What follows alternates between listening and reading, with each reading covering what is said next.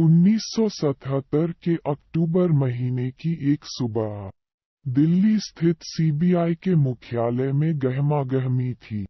अधिकारी फाइलों में उलझे थे। पुलिस को भी तैयार रहने के निर्देश दे दिए गए थे। ये आपातकाल के बाद का वक्त था। केंद्र में मोरारजी देसाई की अगुवाई वाली जनता पार्टी की सरकार बन चुकी थी। चौधरी चरण सिंह को गृह मंत्री बनाया गया था। सरकार में शामिल लगभग सभी नेता चाहते थे कि इमरजेंसी के दौरान सैकड़ों नेताओं को जेल भेजने वाली इंदिरा को भी गिरफ्तार किया जाए। इंदिरा पर भ्रष्टाचार के कई मामले थे। इनमें सबसे ऊपर था जीप घोटाला। इंदिरा पर आरोप था कि रायबरेली सीट पर चुनाव प्रचार के लिए सरकारी पैसे से 100 जीपें खरीदी गई थीं। इंदिरा भी देश के गृह मंत्री चौधरी चरण सिंह को उन्हें गिरफ्तार करने की चुनौती दे चुकी थी। गिरफ्तारी के लिए पहले 1 अक्टूबर की तारीख तय की गई थी। तब चरण सिंह की पत्नी गायत्री देवी ने सुझाव दिया कि 1 अक्टूबर को शनिवार है। इस दिन अगर इंदिरा गिरफ्तार होती हैं तो दूसरे दिन रविवार होने की वजह उन्हें बेल नहीं मिलेगी और एक महिला के लिए ये दिक्कत की बात होगी। गृह मंत्री चरण सिंह गिरफ्तारी की तारीख को बदलकर 2 अक्टूबर करने का आदेश देते हैं। इंटेलिजेंस ब्यूरो में पूर्व दिग्विजयकरण कहते हैं कि अगर गांधी जयंती के दिन गिरफ्तार किया गया तो पूरा मुद्दा कहीं और भटक जाएगा। 3 अक्टूबर इस काम के लिए परफेक्ट रहेगा। इस तरह 3 अक्टूबर को इंदिरा गांधी को गिरफ्तार कर लिया जाता है। हालांकि 16 घंटे हिरासत में रहने के बाद इंदिरा गांधी को जमानत मिल गई। इस एक्शन की वजह से चौधरी चरण सिंह सुर्खियों में छा गए। इसके बाद 2 साल भी नहीं बीते। इंदिरा ने चरण सिंह से अपनी गिरफ्तारी का करारा बदला लिया। चौधरी चरण सिंह 28 जुलाई 1979 को प्रधानमंत्री तो बने, लेकिन महज 24 दिनों के लिए। इंदिरा गांधी के हाथ खींचने की वजह से वो बतौर प्रधानमंत्री एक भी दिन लोकसभा नहीं जा सके। हालांकि केयरटेकर प्रधानमंत्री के दौर पर उनका कार्यकाल करीब 5 महीने रहा। आज राजनीति में चौधरी चरण सिंह की तीसरी पीढ़ी का दबदबा है।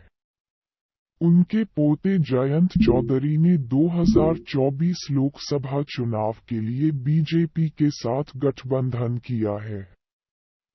अंग्रेजों ने चरण सिंह को देखते ही गोली मारने के आदेश दिए थे। 23 दिसंबर 1902 को चौधरी चरण सिंह का जन्म मेरठ के नूरपुर गांव के एक जाट परिवार में हुआ था।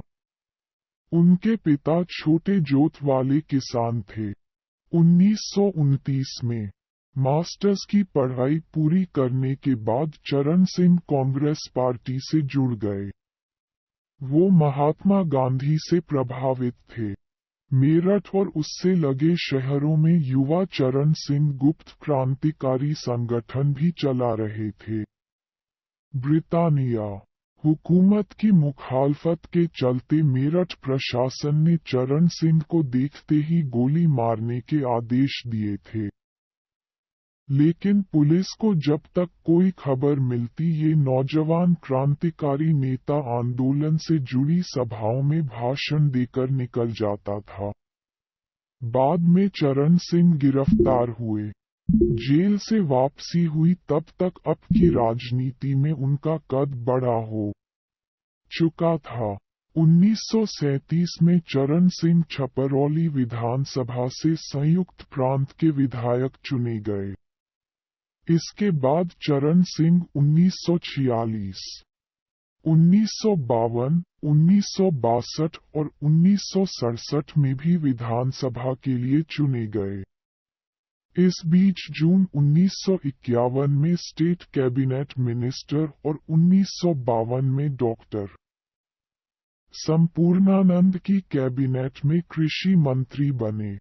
1 अप्रैल 1967 को चरण सिंह ने कांग्रेस पार्टी छोड़ दी।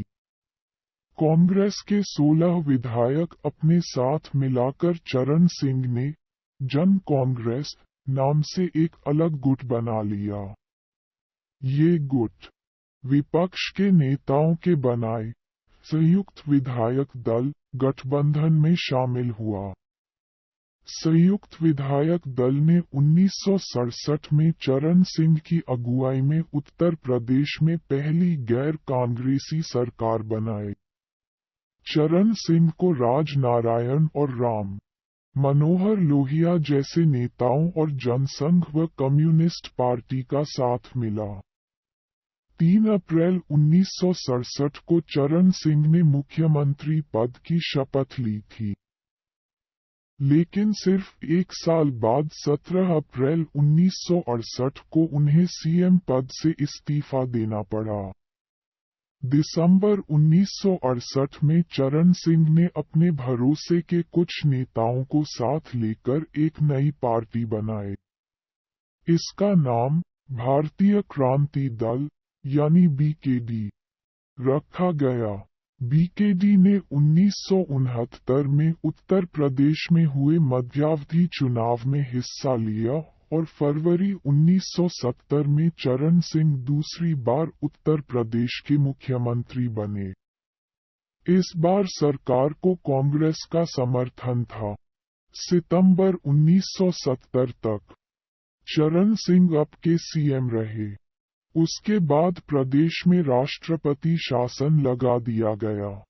इसके बाद साल 1977 तक चरण सिंह उत्तर प्रदेश की विधानसभा में विपक्ष के नेता रहे।